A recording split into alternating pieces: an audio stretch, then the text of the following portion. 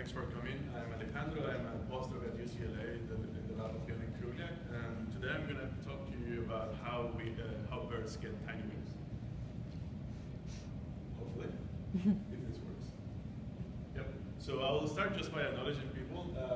So obviously, Leonid and the rest of the group for a supportive discussion. And this work would have been possible without sample contribution from Patricia Parker, Paul Wolf, Claudio Verdugo, and Andrew Rami.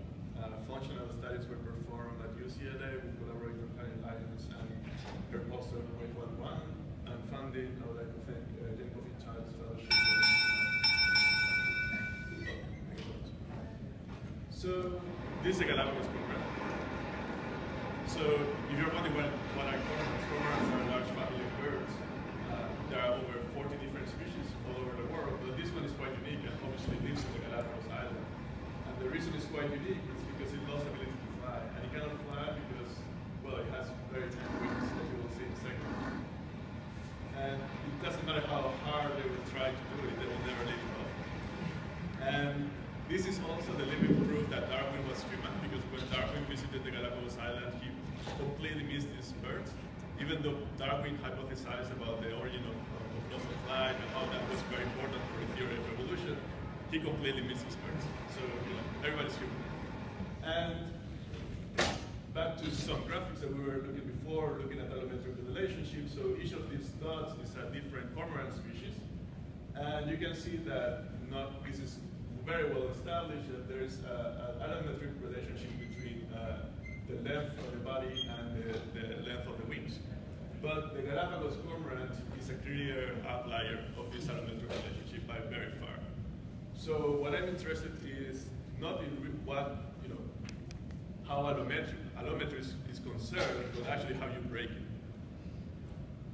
And in addition to the very tiny small wings, they have another very interesting characteristic, which is they have a very reduced pectoral skeleton. So this is the skeleton of a double-crested cormorant, which is the closest relative of the Galapagos Cormorant. And you can see that, as you may know, birds have a keel. That's where the pectoral muscles attach. And this is one of the most important bones and muscles of birds in order for them to fly. Whereas the Galapagos Cormorant have this very flat sternum, and this is something that evolves over and over and over whenever you have a flightless bird. And notice also many of the bones which are important for flight are highly reduced, and the alveolus is different. So there's something going on here, and this is screaming heterochrony, but I don't have much time to go into this, but if you want to talk about it later, I'm happy to do so. So the basic question that I wanted to address is, what is the genetic and molecular basis for the evolution of loss of flight in the Galapagos Cormorant? So how do you go from this to that? And the way we tackle this is using the power of genomics. So we knew a little bit about the relationship of cormorants. So this is the flightless Galapagos Cormorant, and we knew that it has two close relatives, so the double-crested cormorant and the neotropical cormorant. This one lives in North America, this is South America. So we sequenced the whole genomes of the double-crested cormorant, the neotropical cormorant, the Galapagos Cormorant. As an outlier, we sequenced the pelagic cormorant. From this slide, I just also want you to remember, or to let you know, that this event occurred quite recently in evolutionary time, around 2 million years. So 2 million years in evolution is not so much such a drastic change. So that gave us hope that by using the power of comparative genomics and predictive genomics, we could find out what are the kids. So this is a number simplification, but what we did basically is we took the close relative that is perfectly able to fly, we took the Galapagos Cormorant, we had the genomes now, so now we could annotate all the ortholog genes. Once we define the orphalos, then we can ask a very simple question: what are all the coding variants between these species? And when we ask that, we obviously get a lot. So we had 23,400 variants between these two species, coding variants. And of course, we need a way to prioritize all these variants, because we suspect that among those, there might be some that are important for this phenotype. So what we did is we used Probian, which is a tool that is used to predict the effect of a particular mutation based on conservation, evolutionary conservation. What you need to know is that the lower the score, the more likely is that that particular amino acid change is affecting the function of the protein, and that that's in the direction of the Galapagos Cormorant. So of course, most of the genes, or most of the variants are centered around 0. That means they don't affect the fitness of the protein. That's what we would expect from evolutionary theory. But a small number of them do have some impact on the function of the protein. So if we focus on those, we set a threshold of -5. So this is twice the threshold which people use in human genetics to call a particular variant deleterious. So that narrowed our search to 3.3% of all the variants. And then we did a gene enrichment analysis, and we asked, are these proteins, are the variants that are contained in these proteins enriched for some particular human disease? And what we got back are 19 statistically significant tests after correction from multiple testing. The surprising thing is that 8 of those 19 syndromes were actually related to problems in limb development. And that was quite striking to us, and that told us, well, maybe you're after something. And these syndromes are polydactyly, syndactyly, duplication of bones. So we're, okay, so the next question, what are the genes underlying these enrichments in these syndromes? And then we got this list of genes. So these are the genes which are responsible for this enrichment. And obviously they have these very negative residues mutated in the Galapagos Cormorant. And essentially all of them, when mutated in humans, cause a syndrome, a ciliopathy. I will explain that in a second, what is it. But the other thing that you should know is that if you have, what does it mean to be in this list? It means that basically that amino acid is only mutated in the Galapagos Cormorant, and that amino acid has been conserved for at least 300 million years in evolution.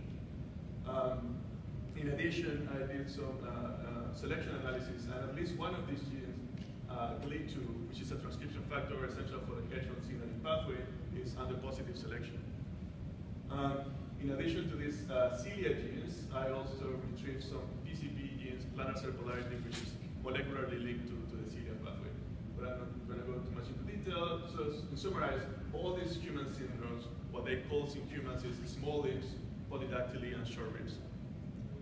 Just as an example, let's focus on EVC. So EVC is classical ciliopathy gene. So this is a textbook example of, in every genetics textbook, you will find this picture. So this is an Amish woman with her baby. The baby has extra fingers, small bones, long bones. This is elephant rebel syndrome. When people clone this gene in humans, that's what gave the name to the gene EVC. If you mutate by knockout this gene in mice, they have small limbs. So what are cilia? So you may be wondering, so cilia you can think of it as like a tiny tail that all cells have. And this cell is basically a microtubule-based structure, which is essential for hedgehog signaling. So if you don't know what is hedgehog is a family of morphogenes which is essential for many aspects of development, including one of them in particular, Indian hedgehog is a molecule which is essential for bone development and growth. So far, we have this very large enrichment in mutations in genes that we have mutated in humans called ciliopathies, which resemble phenotypically actually the defects in birds. But let's focus on another aspect of analysis. So what about the proteins with the strongest function at their environments? So before I was showing you this tail of the distribution, so now let's take it to the extreme. Let's take it 5 times the threshold used in human disease. So minus 12.5 Provian score. So that instead of 3% of the variants, now we're looking at the top 0.1% of all the variants in this genome. That narrowed our search to 23 proteins. So those 23 proteins we validated by Sanger and everything. So from those 23, actually we narrowed it down to 10, which we believe they were real and they are fixed in the Galapagos population. And one of them was in this gene called CAX1, which is a transcription factor, which is highly conserved, and it's known to be involved in differentiation and cell cycle progression, and it's one of the most mutated genes in cancer, and we hardly know anything about it. CAX1 is very interesting. So the Galapagos Cormorant has a 4 amino acid deletion in the C-terminal tail of CAX1. As you can see, we have an alignment from coelacanth to humans, and these 4 amino acids are highly conserved, and the only organism that has this 4 amino acid missing is the Galapagos Cormorant. Moreover, from previous work, we knew that if you overexpress a COX-1 dominant negative form in the developing wing of a chicken embryo, you get a shortened link. So COX-1 does indeed seem to be related, or at least necessary for limb development in chicken. Now, what we decided to test was whether this mutation in CAX1 was somehow related to the previous part of the story that I was telling you about the ciliopathy genes, which I thought it was not going to be true, but results show otherwise. So this is just a short summary, but here I'm showing you just two genes that I was mentioning before. So OFD1 is a gene mutated in oral facial digital syndrome in humans. It has two very strong mutations in the Galapagos Cormorant. FAT1 is a PCB member gene, also highly mutated, with two high mutations in the Galapagos Cormorant. It turns out that if we overexpress ancestral wild-type version of CAX1, we can upregulate the expression of OFD1 and FAT1. So OFD1 and FAT1 are target genes of CAX1. This is in ATDC5 cells, so these cells are modeled for chondrogenesis in vitro. But if we overexpress the mutant form with the 4 amino acid missing, the Galapagos version, actually this upregulation is impaired, which suggests that the Galapagos Cormorant variant is an activation hypomorph. Moreover, because these cells can be differentiated into chondrocytes, we can differentiate them, and then we can use different markers like Indian hedgehog and SOX9 to see how well do these cells develop into chondrocytes. So the first finding is that if you overexpress CAX1, you differentiate much faster into a chondrocyte. But again, as we observed in the previous experiment, if you had the Galapagos Cormorant version, it's less efficient in doing so. So from these experiments, we can conclude, one, that CAX1 regulates the timing of chondrogenesis, and probably this is mediated through the impact into the cilia pathway, and also that the Galapagos Cormorant has a delay. So the conclusions are that our studies highlight a highly polygenic contribution to this trait, but this polygenic contribution is in a very defined molecular pathway. So we have the transcriptional regulator, we have the target genes, both have accumulated mutations, and they are probably both necessary, but we need to further test this. So these variants, as I said, are affected to predict a very particular pathway, which is the cilia pathway, the cilia component, which is essential for hedgehog signaling. And this leads to changes in the proliferation of chondrocytes, and that ultimately affects the bone growth, and that's why these birds are so I believe this is a great resource to study general evolutionary change and the etiology of ciliopathies in humans, and there are a series of open questions. So why are the wings more affected than the legs? For example, what are the contribution of non-coding variants? And how do each of these variants actually contribute to the phenotype, if we need some interaction between them and so on. Thank you.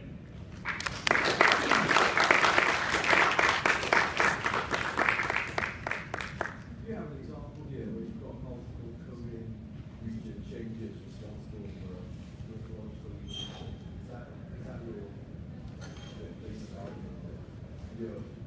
What you selected here for like changes in protein regions and your methods? You found multiple ones that seem to be, so and you think those have a causal role in the size evolution?